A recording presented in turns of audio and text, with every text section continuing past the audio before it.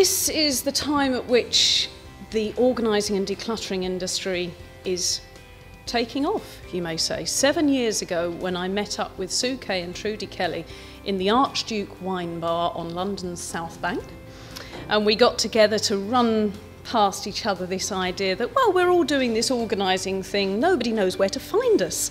You know, there's no central repository of information. So that was what we did. But it's our job as an association and as you as members individually to convey what we can do, the huge variety of skills that we all have.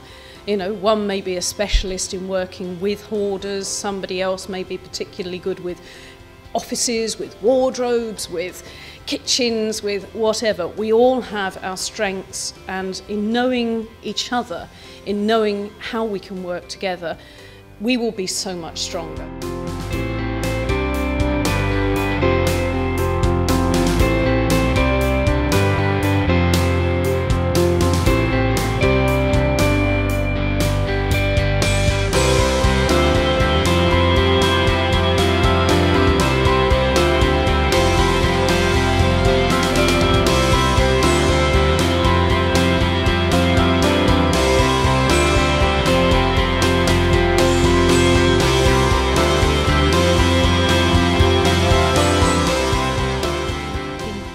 That you have is incredible, and the first thing that came out was the passion. Some of the little stories that you put into the survey were fantastic. The fact that some of you have come such long distances, you are passionate about what you do, you're a passionate group and you want to help people, and you wouldn't be in this profession if that wasn't the case. So well done to all of you, because you're a good bunch.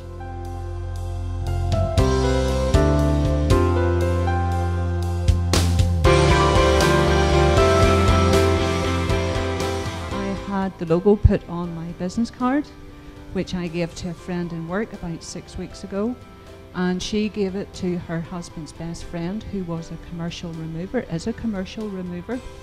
and he was putting in a bid to move a hospital.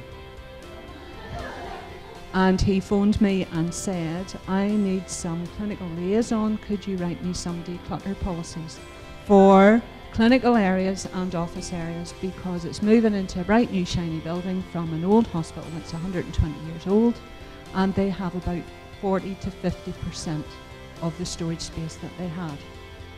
And he put the tender in, and we heard 2 weeks ago he was successful, and the thing that clinched it was the declutter policy.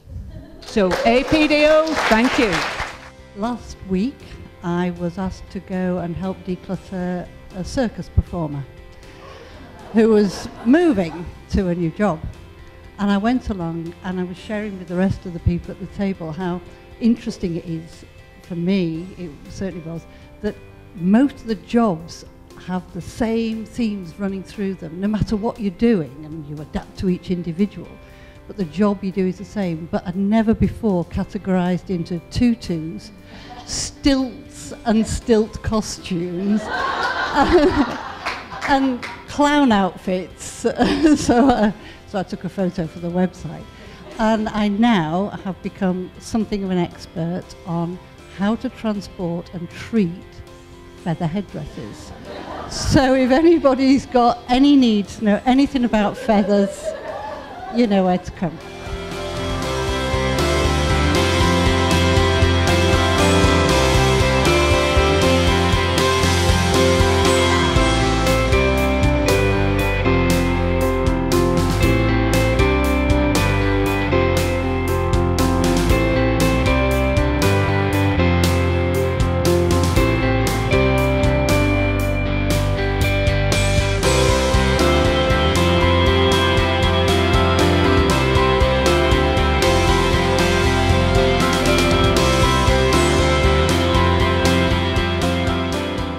We have so much to shout about here. Every little success story that has come back from you guys, and I hear them time and time again. It's one of those things. There's a marvellous piece by Ralph Waldo Emerson that I actually heard read at a funeral, but I'd known it for years, that finishes off, to know one life has breathed easier because you have lived. This is to have succeeded. And there are a great many lives that breathe easier because we have lived, and you know it every time you work with a client, and you know that you're in the right place at the right time and you've made their lives better. And what we can do here for each other, and therefore by implication for our clients and for society in general, it's not a small thing. We're a small association of 100 people, but we, all of us between us, have an enormous amount to offer, and if we do it together, the noise that we can make as 100 people is far greater than the noise than you could ever make as one.